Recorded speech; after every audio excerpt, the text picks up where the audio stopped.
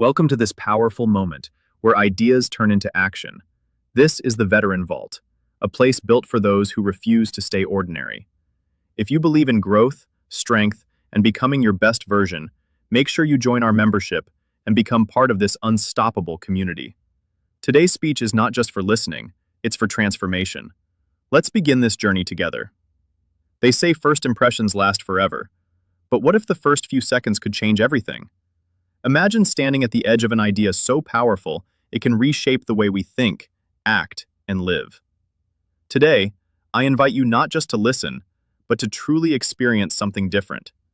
Because what I'm about to share isn't just a speech, it's a perspective that might stay with you long after this moment ends. Hey, don't apologize. Really, no need. I haven't come across a single person who didn't connect with it.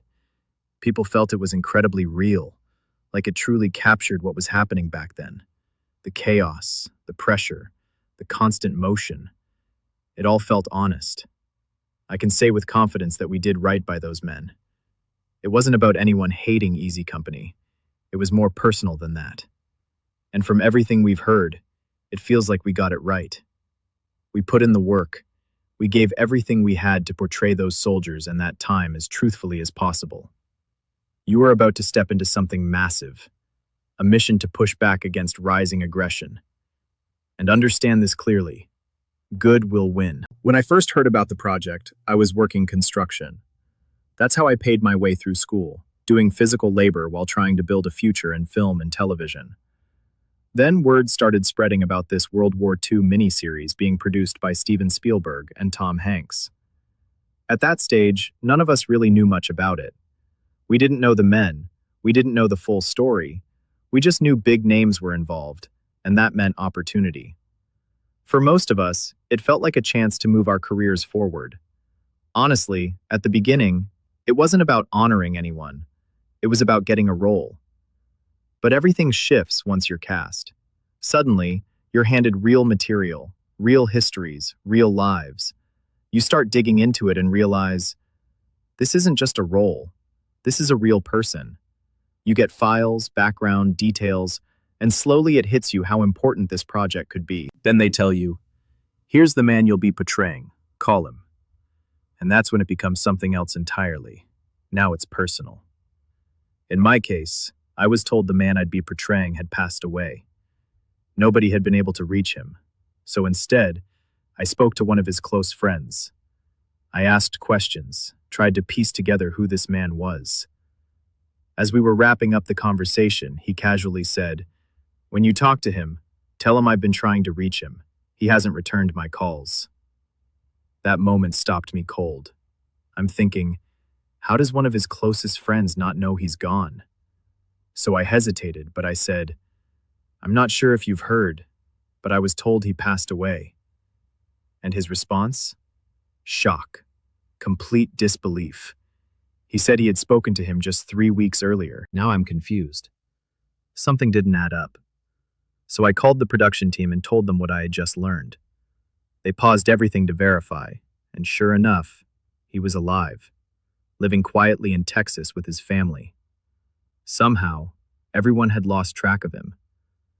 I eventually got in touch with him, and that entire experience changed everything. As this process unfolded, you started to see just how deeply these men cared for each other. They checked in, they stayed connected even decades later, and it made you realize how much responsibility we carried in telling their story. Even before we all met each other as actors, we knew this was going to be something special. Then came the moment I had to actually speak to him. And I won't lie, it was one of the most intimidating things I've ever done. Think about it. These men weren't used to sharing their stories. They weren't sitting around waiting for actors to call them. From their perspective, Hollywood had a reputation for getting things wrong. So now here I am, calling this man to tell him I'm going to portray his life. I must have dialed his number 6 times and hung up before finally going through with it. I had no idea how to begin that conversation. How do you ask someone about something as intense as war without sounding clueless or disrespectful? When I finally made the call, his wife answered.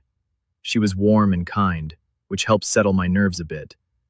Then he got on the phone. I introduced myself, explained why I was calling, and then silence. Short answers, one-word responses, nothing to build on. I tried asking questions, but honestly, I didn't even know what to ask. Tell me about the war felt ridiculous the moment it crossed my mind. I was completely out of my depth. The conversation went on for a while, but I wasn't getting much. Eventually, I started to wrap it up, thinking maybe I'd try again another day with better questions. Before hanging up, I spoke again to his wife. She asked if he had answered my questions, and I admitted it was difficult. Not because he didn't want to help, but because this wasn't something he was used to talking about. And that's when it truly hit me. This wasn't just about acting. This was about earning trust. It was about listening, being patient, and understanding that some stories aren't easily told. These men carried experiences that shaped them forever, and it wasn't something you could simply pull out in one phone call. From that point on, everything felt heavier, but also more meaningful. We weren't just making a series. We were carrying pieces of real lives, real memories, and real brotherhood. And that responsibility stayed with us every step of the way. She paused for a moment and said, "Would you like me to tell you about him?" And right then I knew this was what I needed. I said yes, and what followed was a conversation that lasted nearly an hour and a half. She began sharing everything she could remember. How they met, though I don't recall every detail now, but I do remember her talking about a double date they went on before he left for the war. She told me the kind of man he was, the little things he did for her before he went overseas, and how life felt when he came back. It wasn't just information. It was insight into his character, his heart, his presence as a human being. For me as an actor, that kind of detail is priceless. Because you start to realize something important. You don't necessarily need to know exactly how a man felt about what he did in the war. That's his internal world. What matters more is how he was seen by the people around him. That's what defines how we show up in the world. You can believe you're the kindest person alive, but if everyone around you experiences you differently, then that perception becomes your reality in their eyes. And for storytelling, that perspective is everything. If what's inside never comes out, if it's never shared, then it doesn't shape how others know you. So in a way, we become who people experience us to be. That's why talking to her meant so much. The way she described him gave me something real to hold on to. It wasn't just facts, it was feeling, it was texture. We stayed in touch after that for a long time, right up until she passed away. She was truly one of the kindest, most genuine people I've ever known. Then came the next phase that brought all of us together, the boot camp. And yeah, it was intense. But to be clear, it wasn't real military training. It was an actor's version of it. We didn't go through even a fraction of what those soldiers endured. We weren't soldiers. We were actors trying to understand, even in a small way, what that life might have been like.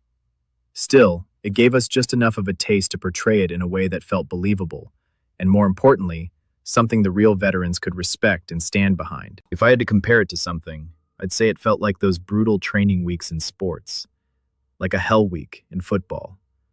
Just nonstop physical and mental pressure. It was about total immersion. We spent around 10 to 12 days on an old, unused section of a military base in England, where we were filming. The barracks were worn down, empty, and we took over that space completely. We arrived as individuals, basically strangers. Within 2 days, everything changed. We stopped calling each other by our real names. We only used our character names and ranks. Then shortly after, we stepped fully into the roles we were going to carry on screen. By the third day, the structure was in place. I found myself in charge of a platoon. Others stepped into leadership roles at different levels. We weren't just memorizing lines. We were living inside a system, trying to function as a real unit. At first, we were terrible at it, but that was part of the process. We were allowed to fail, and that's what made it work. There's no faster way to learn than being thrown into something completely and having to figure it out as you go. Every mistake taught us something. Every small success built confidence. By the end of those 10 days, we weren't the same group of 150 people who had walked in. Something had shifted. There was a bond there that didn't exist before. We trained constantly, physically, mentally. We did conditioning, drills, weapons training. Everyone focused on the specific role they were going to perform on screen. If your character was part of a mortar team, that's what you mastered. You became fluent in it, to the point where it looked natural and real. At the same time, we were cross-trained in other areas, learning the basics of what a soldier would generally know. But the focus was always on doing your specific job convincingly, because when the script says, "The mortar team fires," that's not just a line. You have to understand what that actually involves, how it works, how it feels, how it looks. We also learned how to function as a unit, first as individuals, then as squads, then as platoons, and finally as a full company. Over those days, we slowly built that structure from the ground up. The man leading all of this was Captain Dale Dye, and if you've ever been through intense training in sports, you know the type. He was the coach you couldn't stand in the moment, the one pushing you beyond your limits, making everything harder than it feels like it should be. But that was intentional. When you have a shared struggle, a shared frustration, it brings people together. You start bonding over the difficulty, over the pressure. And that's exactly what happened. We grew closer because we were all going through it together. That dynamic mirrored what the real soldiers experienced. Even the leadership structure was recreated. David Schwimmer, who played Sobel, was brought in later during training, after we had already started bonding as a group. Suddenly, he was placed above us in the chain of command. He hadn't gone through the same grind we had. He stepped in late, and now he was in charge. And naturally, we didn't like it. There was tension, frustration. It felt real. But that was the point. It recreated the exact kind of hierarchy and emotional dynamic that existed in the actual company. We weren't just acting anymore. We were experiencing a version of it. All of this was carefully designed to build something authentic, not just on screen, but within us. So that when the cameras started rolling, we weren't pretending to be a unit. We already felt like one. There's honestly no one better at what he does. The way he pushes people, the way he builds them up. It's like watching a master motivator at work. The only difference is, this wasn't a stage or a seminar. We were holding weapons. He used to call himself a motivator of men, and after going through that experience, you understood exactly what he meant. What came out of all that training wasn't just discipline, it was connection. Real connection. We bonded with each other in a way that stayed with us long after filming ended. Even today, those relationships are still strong. In a lot of ways, it mirrors what the actual soldiers experienced. That sense of brotherhood doesn't just disappear. One moment that really stands out is the episode set in Holland. That part where everything falls apart, you get separated, end up alone in a barn, and it comes down to a brutal hand-to-hand fight. Just one man against another, knowing only one of you is walking out alive. When I first read that scene, it hit me hard. There's something raw about it. No distance, no weapons creating space, just two people fighting for survival. And the way it builds, it doesn't start at that level of intensity, but it keeps escalating until it reaches something truly violent. In the end, it becomes deeply graphic, even if not everything is shown directly. You understand what happens, and that's enough. But what really gives that moment weight is what happens right after. When he turns and realizes a young girl has seen everything, it changes him in an instant. That awareness pulls him back from that dark place. It reminds him that he's still human. And I think that was a constant struggle for those men. They weren't fighting in empty spaces. They were surrounded by real people, families, children, entire communities. In places like Holland and France, they weren't just encountering the enemy.